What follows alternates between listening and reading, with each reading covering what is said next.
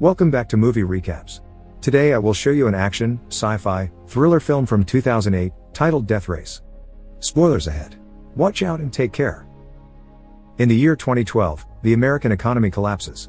Unemployment hits record high and crime rates spiral out of control. The prison system reaches breaking point, so private corporations now run all correctional facilities for profit. Terminal Island Penitentiary streams a series of cage fights live on the internet, and prisoners fighting to the death become a rating sensation. However, the audience soon becomes bored and demands more, and that's how the Death Race is born, a show where inmates race each other to the death in specially modified cars in order to win their freedom. In today's race, there are only two cars left. One is driven by masked inmate Frankenstein and his navigator Case, and the other is Frank's oldest rival, Machine Gun Joe. Both of them are nearing the finish line and ready to do anything to win, but for some reason, the weapons in Frank's car aren't working. He improvises by releasing the car's back shield, which hits Joe and earns Frank some momentary advantage, but Joe hasn't given up yet and still has the offensive leverage. Case knows Joe will destroy them and wants out, but Frank refuses to let Joe win, so Case ejects herself out of the car as Frank crosses the finish line at the same time Joe shoots it, winning yet exploding in the process. Some days later, industrial worker and ex-convict Jensen Ames finds out the steel mill he works at is closing, and they aren't even paying the workers the full amount they owe him. As the workers start getting agitated, the anti-riot police arrive and begin beating them up at the smallest of provocations, and seeing his co-workers get hurt causes Jensen to jump into the fray and beat some cops in return. Night has already fallen by the time he makes it home. After saying hello to his wife, Jensen checks on his baby upstairs, unaware that a masked criminal is taking this chance to break into the house and kill his wife. When Jensen returns to the kitchen, the man knocks him out, puts the murder weapon in Jensen's hand, and leaves after making a shooting gesture with his gloved hand. Jensen wakes up moments later to find the police arresting him for the murder of his wife. 6 months later, Jensen is transferred to Terminal Island Prison, where he is received by guard Ulrich, who sprays him with freezing water, allows another cop to hit him, and takes him to a cell with 3 other prisoners who intend to beat him up. Ulrich comes to check on him, wanting to enjoy seeing him in trouble, but Jensen is a good fighter and has knocked all his cellmates out. The next morning, Jensen goes to the chow hall to have breakfast while being observed by Coach, Gunner, and Lists, who recognizes Jensen as a former record-holder driver that killed his career. The hall suddenly falls silent when Pachenko and his friend approach Jensen to provoke him, first by spitting on his food, then calling him a woman killer and a kid abuser. Jensen reacts by jumping on Pachenko to beat him up, but they're soon interrupted by the cops, who take Jensen to see Claire Hennessy, the prison warden. She's seen Jensen's record and knows he's a fantastic driver, so she makes him an offer. She wants him to become the new Frankenstein. The real one died on the operation table after his last race, but nobody knows this yet, so anyone could replace him under the mask. Frank was an audience's favorite and a very inspiring legend, which is why Hennessy doesn't want the world to know he's dead. She needs the legend to continue and bring back the ratings, which have drastically fallen since the real Frank died. The rules say that if you win 5 races you earn your freedom, so Jensen would only need to win 1 more because Frankenstein already had 4 under his belt. Jensen is still unsure about possibly risking his life for this, but Hennessy threatens him with solitary confinement if he doesn't accept, so he can't tell anybody her secret. Jensen has no other choice but to go along with it. Afterward, he's taken to the prison's auto shop, where he's introduced to Coach and his men, who are the mechanics in charge of Frankenstein's car and will guide Jensen through the basics. Each team has its own pit, and nobody helps each other. There's also a giant shop where Hennessy has been building something in secret for a month. The only ones that will know Jensen is the new Frankenstein are his team and very few guards, because Hennessy's power over the prison is absolute. Then Coach shows him the car he'll be driving, a modified Mustang V8 Fastback. It comes with a variety of both defensive and offensive gadgets, but it doesn't get loaded with ammo until race day so that prisoners can't use it to try to escape. It's impossible to do so anyway, because the prison is on an island, so the only way out is through a small bridge that would get swarmed with police cars and helicopters at the first indication of prison break. Once Jensen has acquainted himself with the car, he and the team continue their chat at the prison's backyard. The race has 3 stages. During the first 2 he must try to get rid of as many opponents as he can, and during the third one, the key is speed to make it to the finish line. All drivers count with a navigator companion, which are girls brought from the women's facility. The one exception to this rule is Joe, who prefers to have a fellow team member as navigator instead of a girl because he goes through them so fast, it makes the audience squeamish. List starts telling Jensen about the most important drivers then, who are all in the yard with them. There's 14K, a Triad member and MIT graduate, Hector Grimm, a certified psychopath that worships Hennessy, Slovo Pachenko, leader of the Aryan Brotherhood in the prison, and Travis Colt, a disgraced ex-NASCAR superstar. Their talk is suddenly interrupted when Joe and his team come over to insult Jensen and leave a message for Frankenstein saying this race is only between the 2 of them. At the moment, a van brings back some inmates that have been doing work detail, and Jensen notices something peculiar on their wrists. They have GPS tracking bracelets, and seeing them makes him realize the man that killed his wife was wearing one as well. When the day for the first race stage finally comes, Jensen is given Frank's clothes, mask, and even his ring to wear, and his mere presence brings back all the viewers the show had lost. Coach tells him not to talk to the other drivers because Frank didn't, it was part of his mystique, but he's allowed to take off his mask inside the car because the windows are made of mirrored glass and Case also knows the secret. While getting ready, Jensen asks her what she's in prison for, and she admits having killed a cop for being a bad husband to her. The race starts a moment later, and since weapons don't activate until the second of 3 laps, the beginning isn't very violent, although the drivers still try to push each other off the track.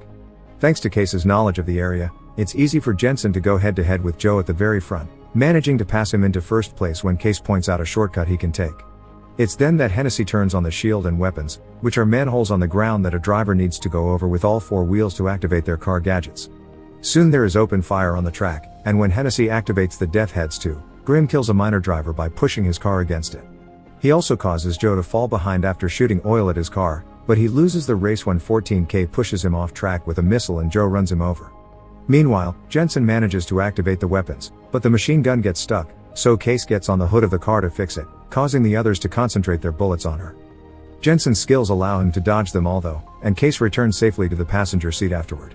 Jensen steals a defense manhole from Colt, but as it happened to Frank, none of his defense systems will work, and the rear shield won't survive much longer. Luckily, Jensen thinks of a plan on the spot. He makes Case unhook the napalm and sit on his lap, so he can launch her chair with the napalm on it. It's Colt's car that gets hit, and now that it's covered with napalm, Case throws the car's lighter at it, lighting it on fire and getting him off the race. With Colt gone, Jensen goes head-to-head with Joe again, but he is suddenly distracted by Pachenko, who makes the same hand gesture the man that killed his wife made at him before leaving. Joe takes advantage of this and pushes Jensen's car back, causing him to come last while Pachenko gets first place. 3 drivers are dead, and 6 remain for the second stage. After the race, Coach and his men check the car and notice the gadgets are working properly, so it doesn't explain why they wouldn't activate when they had to. Jensen goes to see Hennessy to tell her he won't race anymore because he knows Pachenko killed his wife and all this has been a setup to frame him so she could get a new driver to replace Frankenstein. She doesn't admit to it, but she does show him a picture of his daughter in the foster home she's gone to, reminding Jensen that he should play along if he wants to see his daughter again. Not being able to do anything about it, Jensen goes back to the yard, where he chats with Coach and asks him why he doesn't wear a number. Coach explains he is technically not a prisoner anymore. He qualified for parole 3 years ago, but he couldn't bring himself to cross the gate. The world had changed too much, and he preferred the familiarity of the races. He also doesn't believe Jensen killed his wife. Later in the evening, while working on the car, Jensen sees Pachenko passing by and decides to follow him to his pit, where he gets captured by Pachenko's team. He punches Jensen a couple of times before grabbing a heavy tool to smash his head, not caring if he has Hennessy's protection, but he's stopped by Lists, who stabs him on his back with a pen. Jensen takes advantage of the distraction to grab a metal shard from the ground and stab his captor, then he knocks him and his friend out before going after Pachenko. He punches him, throws him around, and hits him with various boxes until Pachenko admits Hennessy made him kill his wife and Ulrich was the one to take him there. When Jensen gets ready to kill him in revenge, Ulrich shows up with another guard and stops the fight.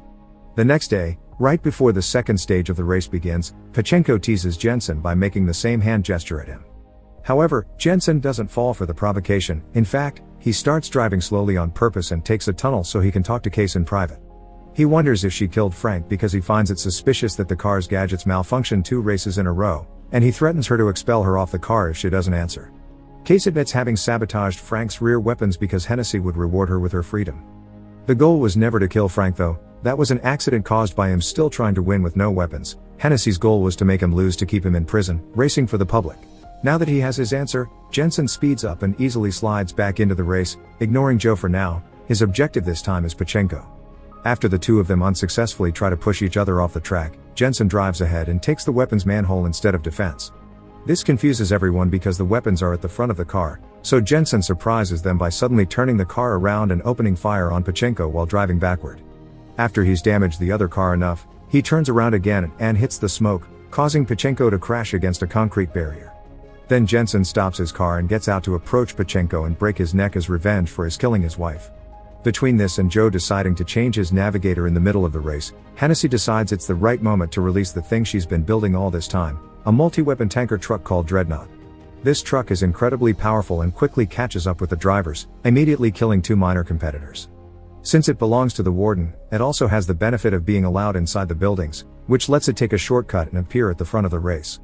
The dreadnought slowly kills 14K's navigator before grabbing his car with chains and shooting at it until it explodes, which means only Jensen and Joe are left. There is no way they can defeat such a monster without a proper plan, so Jensen asks List to connect his communicator to Joe's car and they agree to work together.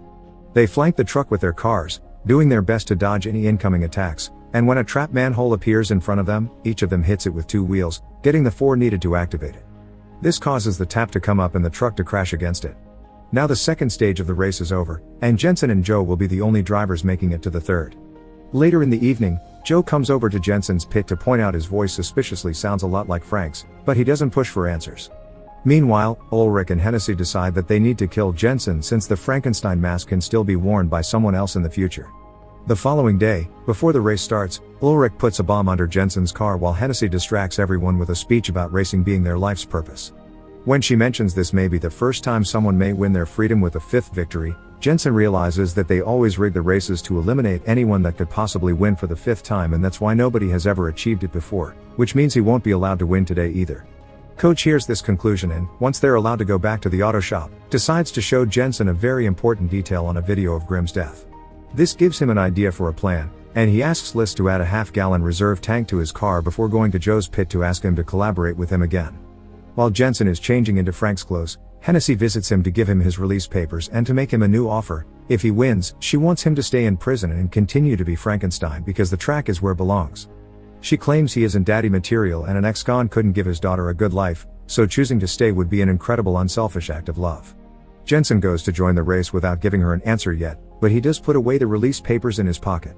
When he gets in his car, Case admits Hennessy also spoke to her and asked her to stop Jensen if he was about to win, but he doesn't worry about it. As soon as the race begins, Ulrich starts controlling the manhole so they only activate when Joe goes over them. He opens fire at Jensen as soon as he is able to, damaging his back shield so much that Jensen decides to drop it. However, Joe easily dodges it, having already learned the trick from when Frank did the same. Hennessy activates a defense manhole for Jensen to take in order to keep the viewers interested, but Joe launches a rocket at it, destroying it. He has more rockets to go and he launches them all at Jensen, who dodges them and lets them hit a wall. This wall was the one behind Grimm when he died, and it's already weakened because of that old explosion. So today Jensen and Joe have been calculating their attacks for them to land on the weak spot, and now the rockets hit it for a final blow that opens a hole and allows them to escape the prison. Furious, Hennessy ends the stream and sends all available cops after them before pressing the bomb detonator, but nothing happens. Coach and his men had already removed the bomb from the car and deactivated it.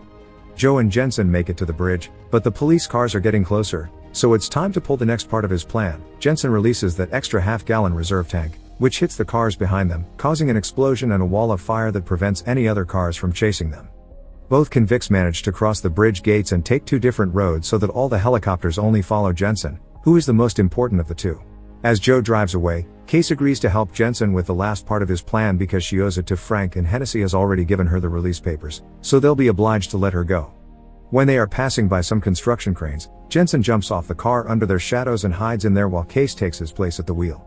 She only gets to drive a couple of miles more before the helicopters stop her with a wall of fire, but when she comes out of the car with her hands up, she's wearing Frank's clothes and mask.